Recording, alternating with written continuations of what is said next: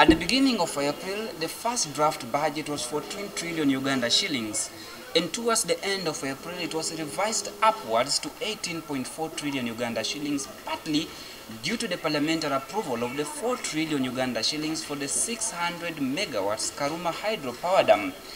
Then in a May 19th letter to the Clerk of Parliament, Keith Muhakanizi, the Secretary to the Treasury, spelled out details of new revisions to the budget just 6 days after the original correction in budget, which further raised the budget to a record high of 23.9 trillion Uganda shillings.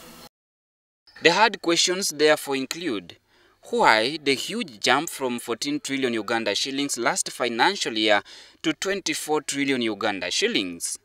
Why did the budget first jump to 14 trillion Uganda shillings, then 18.4 trillion Uganda shillings, then 23.9 trillion Uganda shillings at the last minute?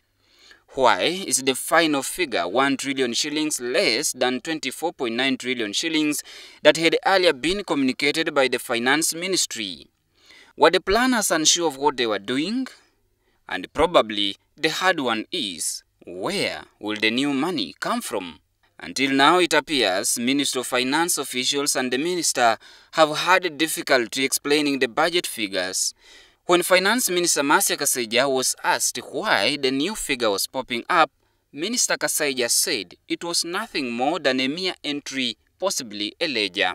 Keith Muhakanizi, Secretary to the Treasury, told the media on May 26 that the increase in the budget is not fresh money, but an old bond that the new law requires to be declared and approved by Parliament.